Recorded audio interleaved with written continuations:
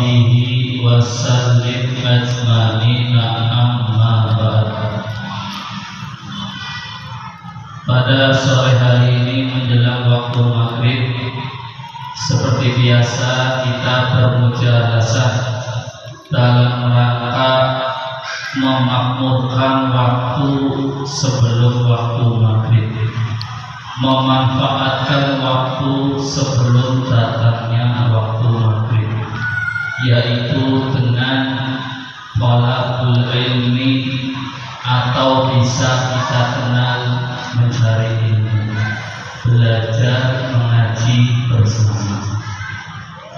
Tanpa berlama-lama kita akan langsung masuk ke dalam penjelasan daripada kitab Fathul Qarib Mu'in karangan Profesor Dr. As-Sayyid Muhammad bin Ali Al-Maliki. Bismillahirrahmanirrahim. Wa an Umar ibn al-Khattab radhiyallahu anhu qala sami'tu Rasulullah sallallahu alaihi wasallam yaqulu innamal a'malu binniyati wa innamal likulli imri'in ma nawa. Sedikit kita akan menjelaskan penjelasan minggu lalu, yaitu masih berkaitan dengan keikhlasan di dalam semua perbuatan, perkataan dan keadaan. Di sini Umar bin Khattab meriwayatkan daripada Rasulullah Sallallahu Alaihi Wasallam, sesungguhnya segala amal itu harus disertai niat, dan sesungguhnya segala amal perbuatan seseorang itu apa yang diniatkan. Dalam konteks bab ini, yang menentukan keikhlasan perbuatan kita, yang menentukan keikhlasan perkataan kita, yang menentukan keikhlasan keadaan diri kita, itu semua dalam satu bungkus, dalam satu wadah yang namanya an-niyatus shalihah, yang bisa kita namakan adalah niat yang baik. Jadi perbuatan kita berupa amal itu dikatakan benar, dikatakan lillahi ta'ala, itu tergantung niatnya. Contoh,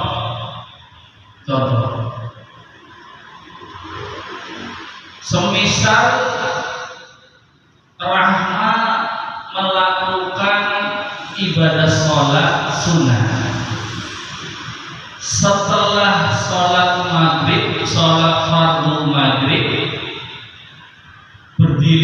berdirilah Rahma melakukan sholat sunnah ba'diyah maghrib. Usolli sunnata ba'diyatal maghrib raka'ataini lillahi ta'ala.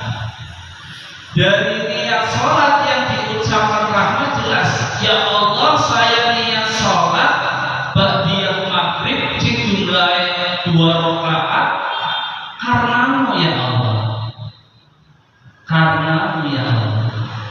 Tetapi di dalam niat yang tidak diucapkan oleh Rahma hanya sebatas ucapan, tetapi niat yang sebenarnya terletak di dalam hati Rahma ada niat lain. Saya niat sholat sunnah ba'diyah maghrib, ebek kancane nyong aku, ebek kancane nyong aku. Sing dikagumi apa? Oh, pada sholat sunnah ba'diyah maghrib Ustaz Hanif ngongkon biasanya karena mau kena nyong anaknya. Oh, misalnya anyar benernya alhamdulillah. Mau kenainya anyar anak lakon ngelipe. Kayaknya halus di kepenak. Yang sholat badiah maghrib. Assalamualaikum warahmatullahi Assalamualaikum warahmatullahi. Sing biasane bar sholat maghrib wiridan isik mendadak tangi Allahu Akbar. Allahu Akbar. Usolli sunnata ba'diyal maghrib. Nang atine ana tambahan. Yang sholat sunnah ebe pada urut mukenane nyoke larang.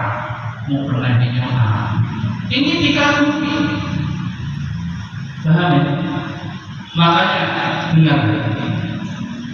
Hadis ini menjelaskan sesungguhnya segala amal perbuatan itu harus disertai niat dan perlu diingat dan dicatat. Niat itu terletak di dalam hati. Ya, niat itu terletak di dalam hati. Kalau hanya lisan saja, ya Allah saya niat, tapi hatinya nggak ikut niat, maka niat itu belum dikatakan sempurna. Niat itu dikatakan sempurna jikalau menandakan di situ ada kesungguhan hati. Kesungguhan hati. Makanya ketika kalian mungkin pernah kalian ranapi alami ucapan niatan yang terkadang dalam mulut diucapkan sama yang dalam hati biasanya lebih dominan dilakukan itu yang terucap di dalam hati. Kalau yang di mulut biasanya kau balik lagi mulutnya ngomong kau balik lagi nyempan mampir umai gini nyempan kuku gini terkadang tidak terlaksana, terkadang pada umumnya beda sama niatan dalam hati biasanya lebih terlaksana, lebih dominan dilakukan walaupun itu nggak terdengar oleh telinga, mulutnya diam tapi hati. Paham ya? Desi nyilih tipek maring siren. Nyilih tipek maring siren. Nyilih tipek ke siren balik ke desi. Tuh pernah nggak? Hatinya desi ngomong awas loh kemudian pintu kepala monik. Paham ya? Walaupun mulutnya nggak ngomong hati, tapi benar. Paham ya? Biasanya seperti itu. Nah, kembalikan lagi ke konteks. Titik keikhlasan di dalam amal perbuatan kita, baik yang kita lakukan ataupun yang kita ucapkan, ya, yang kita ucapkan ini dalam rangka kebaikan, menolong orang. Kemudian keadaan kita menjadikan keikhlasan, titik keikhlasan itu adalah di dalam niat yang baik, niat yang benar, niat yang baik, niat yang benar. Paham ya? Wa Ka'ab bin Malik di sini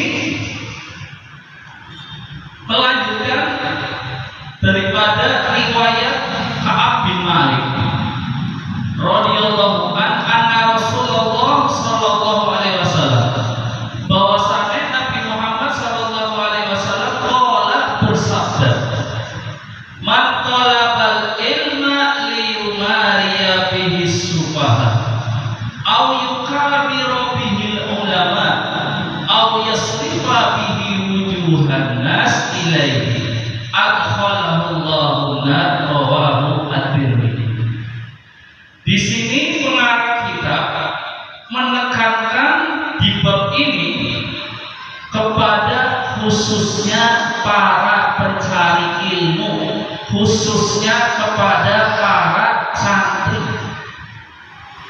Wong sing sregep golek ilmu, wong sing sregep majlisan kudu dicekeli dua hadis ini. Harus dipegang dua hadis ini. Tujuannya biar apa? Biar dalam rangka mencari ilmunya itu benar-benar ikhlas karena Allah Subhanahu wa ta'ala. Hadis yang pertama tadi dijelaskan innamal a'malu binniyat. Sesungguhnya amal perbuatan itu harus ada dasarnya niat. Ya, di hadis di kelas kan ini dibaca, dibahas ya. Yang kedua apa? Man talabal ilma, man barang siapa talabal ilma yang mencari ilmu liyumariya bihi subah, liyumariya mempunyai tujuan untuk pamer, liyumariya mempunyai tujuan untuk pamer, bihi subah kepada orang-orang yang bodoh, kepada orang-orang yang bodoh. Coba Rasulullah menyebut kalimat yang pertama, maqalabal ilma liyumariya bihi subah. Di sini Rasulullah mencontohkan, menggambarkan kepada umatnya agar seorang santri, seorang penuntut ilmu sejati itu tidak mempunyai niat yang keliru, mempunyai niat yang salah. Di antaranya apa? Kawan kabeh ngaji kudu niat sing pertama aja nggo gagah-gagahan. Apa maksud gagah-gagahan? Merasa pinter, meminter aja. Paham? Oni ilmu ketemu wong, ketemu bakire. Misalkan baca hadis innamal a'malu binniyat wa innama nawa. Salah. Kamu mengatakan apa? Salah bukan gue. Orang ngaji sih itu kayak ngaji kemana? Innamal a'malu binniyat wa innamal likulli imri'in ma nawa. Merasa pintar. Atau guru kalian di sekolah menjelaskan tentang bab ini sama. Kamu merasa dalam hati kecilnya begini, bab ini pernah nyentuh banyak, gambar-gambar, coret-coret, bosan. Jangan seperti itu. Ketika kalian mendengarkan suatu ilmu dari orang yang berbeda, jangan merasa pernah dengar ilmu itu. Imam Syafi'i pernah mengatakan, ketika kalian belajar suatu ilmu kepada guru yang lain, artinya bukan satu guru dan guru itu menjelaskan penjelasan yang sama daripada guru sebelumnya, jangan kau katakan dalam hatimu apa? Aku sudah mendengarkannya. Tapi katakan apa? Aku belum pernah mendengar ilmu yang disampaikan Ustaz Fulan. Tujuannya apa? Biar hati kita itu selamat daripada sifat kesombongan. Kalau hati ada sifat kesombongan, ingat hadis Nabi, man kana fi qalbihi misqala dzarratin min kibir. Siapa orang yang di dalam hatinya ada sifat kesombongan sebiji zarrah, ya sebiji zarrah, maka kata Rasulullah, orang itu tidak akan masuk surga kecuali dengan taubatan nasuha. Paham nggak sini? Ini penyakit santri juga, penyakit kalian juga. Paham ya? Jadi ketika kalian sekolah ini udah pernah, paham ya? Nggak mau diberi. Orang tua nasihati kamu, sehari udah pernah nasihati. Merasa sudah pernah dengar. Katakan belum pernah dengar. Walaupun hati kecil kamu menolak, ini udah pernah. Katakan belum. Tujuannya biar apa? Ilmu yang pernah kamu dapatkan, satu, makin melekat dalam hatimu. Dua, tidak menjadikan ilmu yang melekat masuk dalam hatimu berubah menjadi kesombongan. Itu bahaya. Paham ya? Ini yang pertama Rasulullah menggambarkan. Barang siapa yang mencari ilmu tujuannya untuk pamer kepada orang-orang bodoh,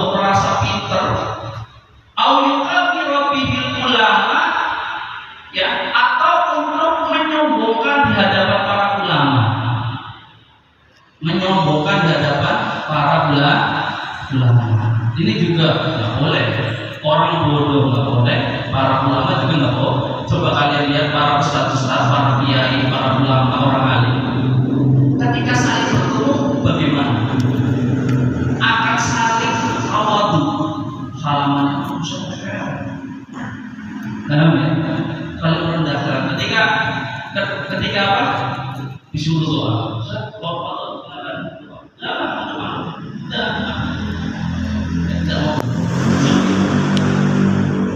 Paham ya? Itu tujuannya apa? Menjaga hati tidak terasa pantas, dirinya masih belum pantas. Paham ya? Biar kesombongan itu nggak masuk di dalam hati. Paham ya?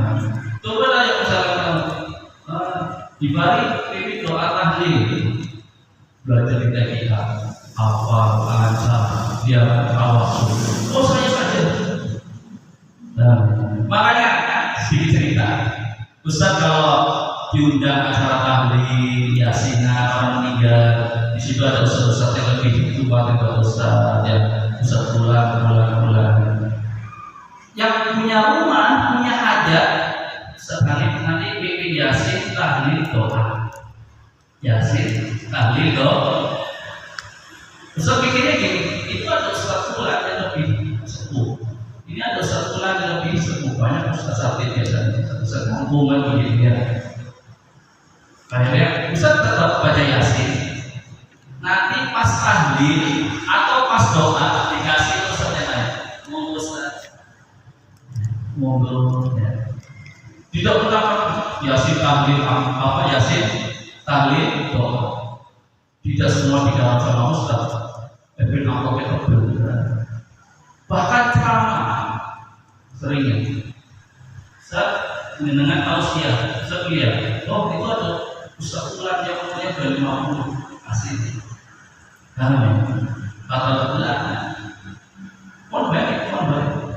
Tidak unggah mendengar. Orang penak misalnya aku ceramah tausiah, masa aku simuin nomor ramai benar dia mendengar mendengar. Nah, itu untuk apa tadi? Menghilangkan sifat merasa pantas.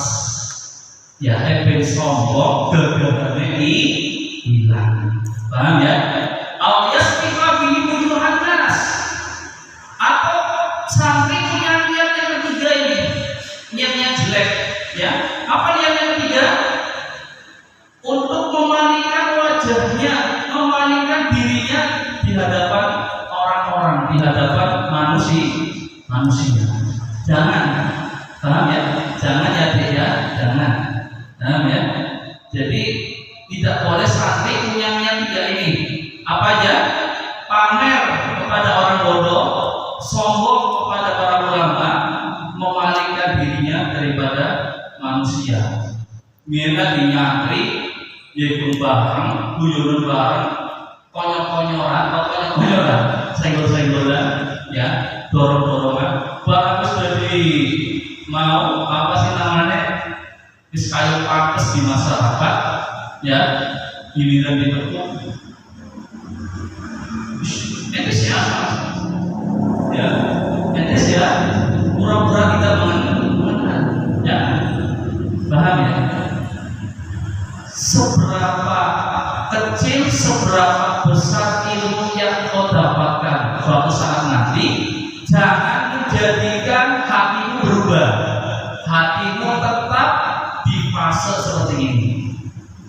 Ya, paham ya?